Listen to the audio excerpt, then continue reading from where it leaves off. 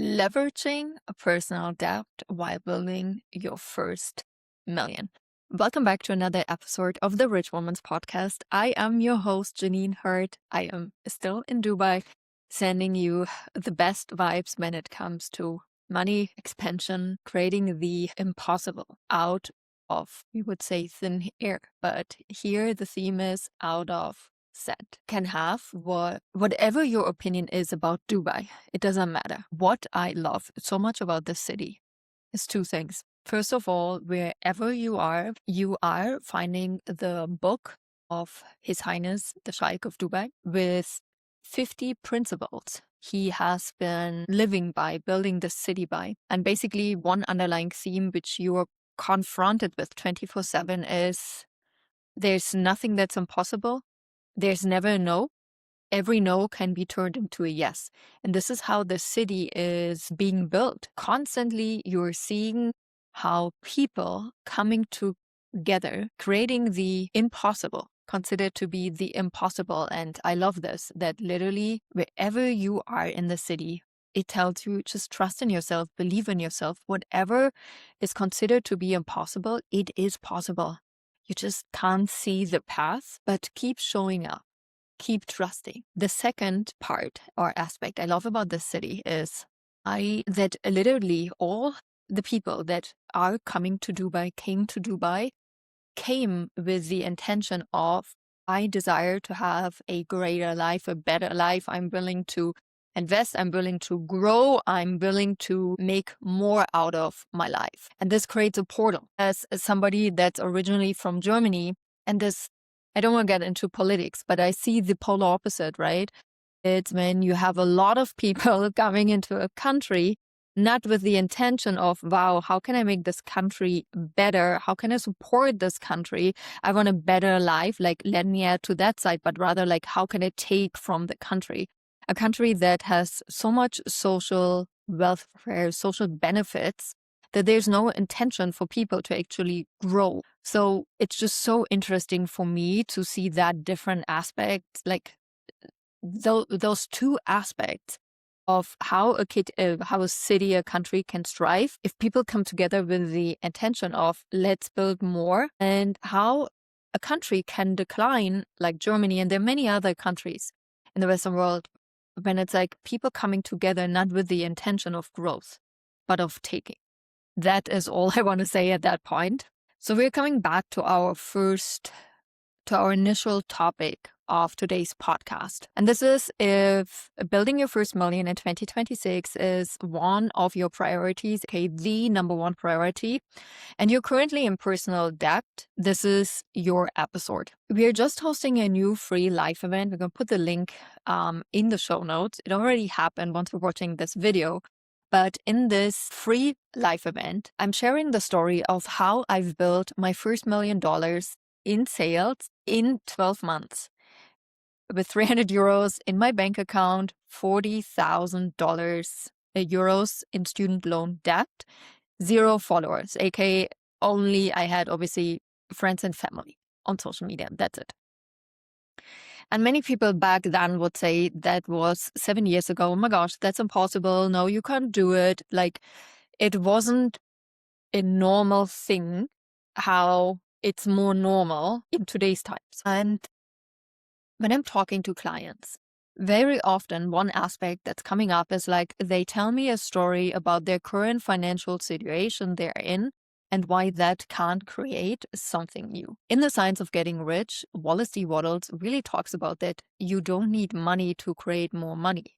As in, we are not investing right now, right? Like in the stock exchange, if you don't buy just like one share, like there's no return. But here we are building a business, and for that, in a traditional sense, we don't need to have money to create more on the output side. So let me dive deeper into this concept. First of all, we also have done podcast episodes around that. We're going to link this episode in the show notes. It was in the past where I talked about like average poor people, right? They see debt as something bad. There's a lot of like guilt and shame around it, especially like people that are having credit card debt. debt that you used for personal things, even like buying, I don't know, your Louis Vuitton purse on a freaking credit card. And now you're paying it back and you kind of don't know where and how and all the story. They're the people that have a lot of student loan debts. Then they're the people that have a massive loan on a house they've purchased. So all of this, for many, creates guilt and shame. I'm in debt. Like, it's a bad thing, right?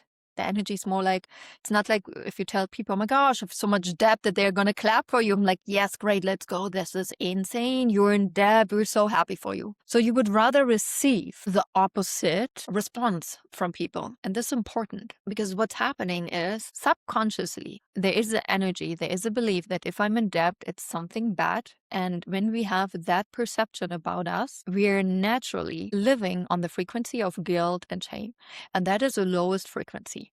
Meaning, if we are having a lot of guilt and shame about our current financial situation, about the debt we are in, the debt we are having, for whatever reason, it means we are so slow to change anything. But $1 million in sales in 1 year is on a pretty fast frequency. So it's kind of, as I'm looking on the traffic in Dubai right now down, it's like being in a traffic jam when you're on the frequency of guilt and shame, but you try to be on a helicopter and like fly. Can you see? It's just a mismatch. It doesn't really work. So the first thing I've done back in the day when I had 2,000 student loan debt, and I know for my American friends that's not a lot, but for Europeans it is, because most of our universities are free. It's not normal to be in such high debt. And I just set up myself with a plan of, I think that was like paying back every month 500 euros. And every month I'm like checking the box. Yes, paid off, paid off, paid off, paid off. And at the same time, I was always so effortless with taking debt. Because when I was in college, I'm like, I actually used my student loan debts to travel the world. That's it.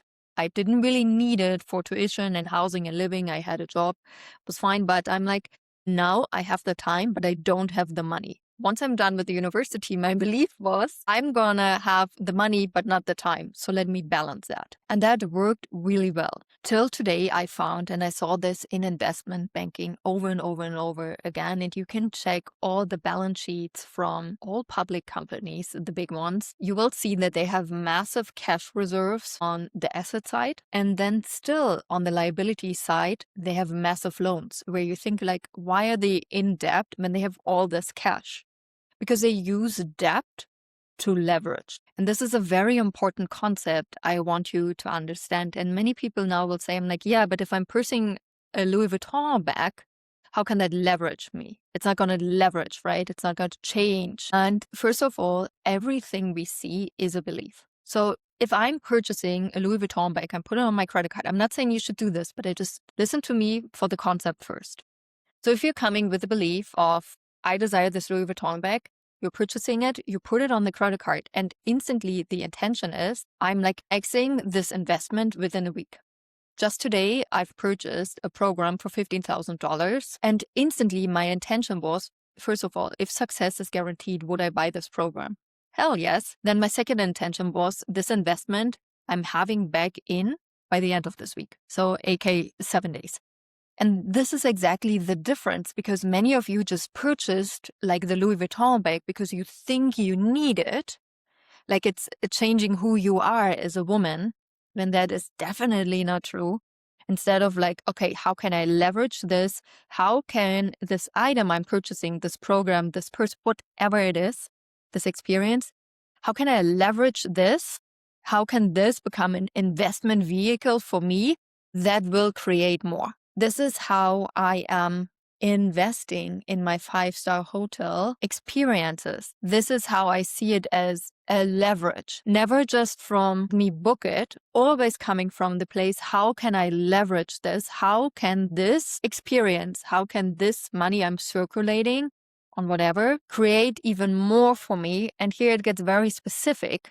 How I've created my first $1 million in sales, I always put everything in the intention of this is an aspect of my $1 million sales year. Obviously, now I have different financial goals. We're like currently creating a $15 million sales year, right? Things have evolved, but I'm really coming back to building my first million and how I was able. That was so impossible because when I started this company, I had 300 euros on my bank account. I didn't know how to pay rent for this month. Like so many things I didn't know. Like literally, I didn't know. I remember this like it was yesterday. Like I was still living in Berlin. I was riding my bicycle through this whole freaking city, even when it was 45 minutes, because that would mean I don't have to spend, I think back then it was like 220, 270 on a freaking train ticket one way. AK, I wouldn't need to spend the €5 on a round trip ticket, right? So this, can you see where it was operating and coming from?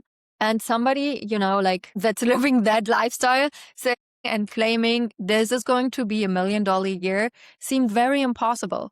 So obviously my first goal was just making my first K a month. And then it evolved. And I always said, this is my possible goal. And then my impossible goal is $1 million in sales. And literally every step I took, I always said like, this is creating my $1 million sales year.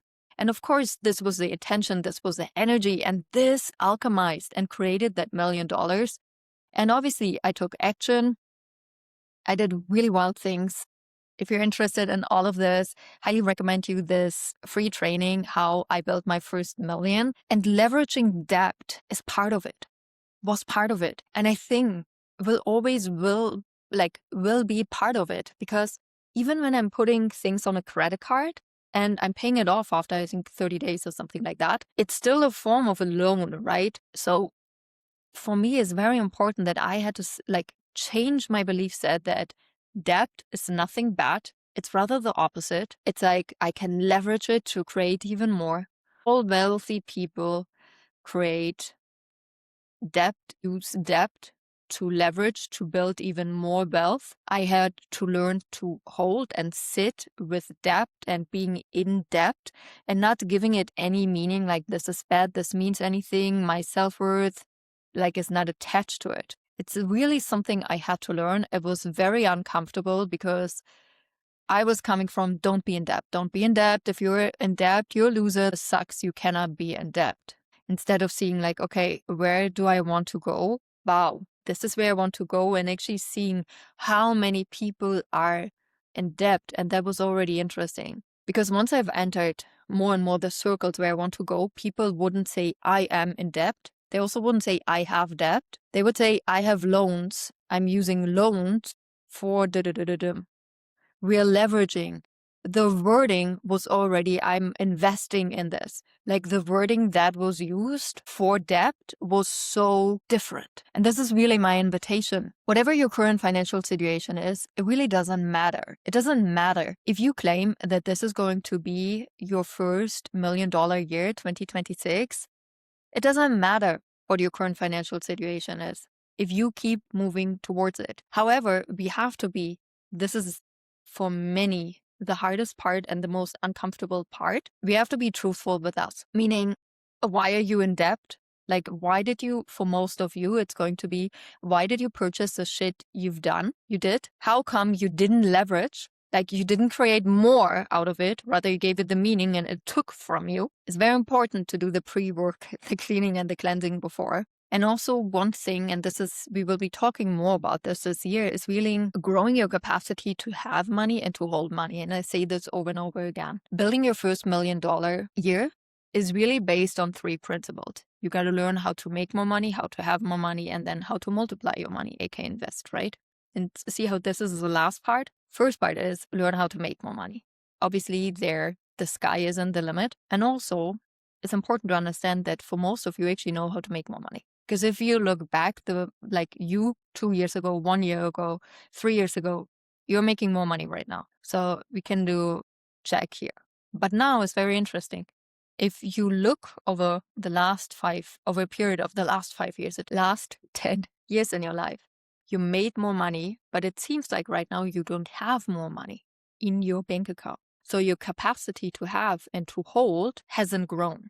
And this is an issue. This is something we are working on in our signature program, Build Your First $1 Million Year. Because we have to see, like, where's this coming from? And obviously, how can we create this capacity to have more money? And now, once we know how to make more money, once we know how to have more money, right, in our bank account, how to hold more money, now we can go to phase number 3, that is to multiply. And part of that is investing. I love you so much. Wherever you are in your financial journey right now, it doesn't matter. At any point in time, when you're watching this video, you can create your first $1 million year. If you're learning anything from this podcast, it would mean the world to me if you can leave a review. If you are listening to the podcast on Apple, if you're watching the podcast on YouTube, if you can leave a heart in the comment, just so I know you're here. I love to connect with you. I would love to see you first in one of our free live events. And of course, if you already know, I'm in it. 2026 is the year I am building my first million. Then, of course, join our signature program, Build Your First Million. I love you so much. I wish you nothing but the best. And I see you in the next episode.